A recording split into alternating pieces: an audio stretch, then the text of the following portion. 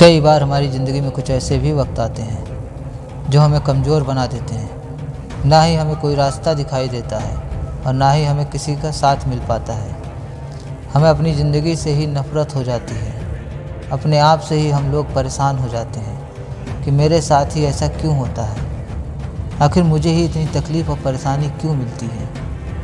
हम ऐसी समस्याओं में फंस जाते हैं कि हमें समझ में ही नहीं आता है। लगता है कि इसका रास्ता ही नहीं निकलने वाला है। कई बार हमारी ज़िंदगी में कुछ ऐसे दुख आते हैं जो हमारी खुशियों को छीन लेते हैं और जीने की इच्छा तक को ख़त्म कर देते हैं। जब भी हमारी ज़िंदगी में कोई परेशानी या दुख आता है तो हमारा सारा ध्यान उस एक परेशानी में डूब जाता है और जो हमारी ज़िंदगी में अच्छा मिला है उस तरफ हमारा ध्यान ही नहीं जाता है। आपने कभी गौर किया, आपको जो 10 लोग प्यार करते हैं वो इतना ज़्यादा दिमाग में नहीं आते जितना एक इंसान परेशान और दुखी करता है वो ध्यान में ज़्यादा आता है। 10 लोगों में जो अच्छी बातें कही हैं लेकिन किसी एक ने भी आपके लिए अगर गलत शब्द निकाल देता है वो आप कभी नहीं भूल पाते हैं। हमारा स्वभाव ही ऐसा है। ज़िंदगी में कुछ भी अच्छा हो उस तरफ हमारा ध्यान नहीं जाता और जो कुछ बुरा है उसी तरफ हमारा सारा ध्यान बार बार जाता है।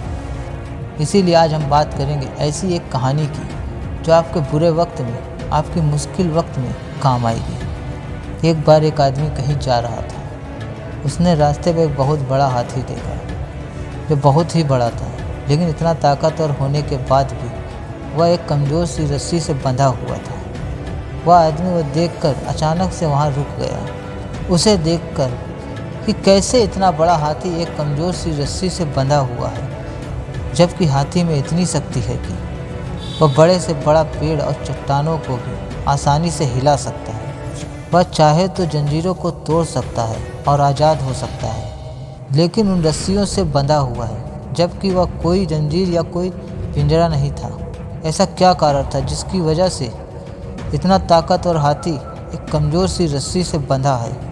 फिर वह व्यक्ति हाथी के महावत के पास गया और उससे पूछने लगा कि इतना ताकतवर हाथी जो इस छोटी सी रस्सी को 1 सेकंड में तोड़ सकता है, तो ऐसा क्या कारण है जो कि हाथी इस रस्सी से बंधा हुआ है। उस आदमी की बात सुनकर वह महावत कहने लगा, जब यह हाथी बहुत छोटा था तब मैं इस रस्सी के सहारे ही इसे बांध देता था और उस समय यह रस्सी इतनी मजबूत थी कि इसको तोड़ पाना इसके लिए बहुत ही मुश्किल था। उस समय इसने इस रस्सी को तोड़ने की बहुत कोशिश की।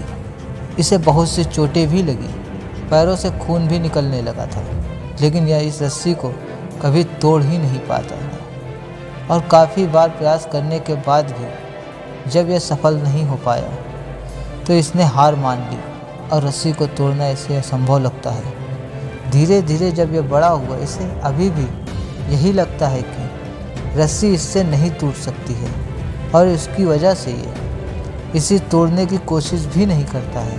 हालांकि चाहे तो किसी भी समय इस रस्सी को तोड़कर अपने आप को बंधनों से मुक्त कर सकता है, लेकिन अपने बचपन की हार को इस जीवन की हार मानकर बैठ गया है और अब ये कोशिश भी नहीं करता है और उसकी वजह से ये एक कमज़ोर सी रस्सी से भी हार गया। जब हमारी ज़िंदगी में कोई दुख तकलीफ़ आती है तो हम हार मान लेते हैं, चाहे वो तकलीफ़ छोटी सी ही क्यों ना हो।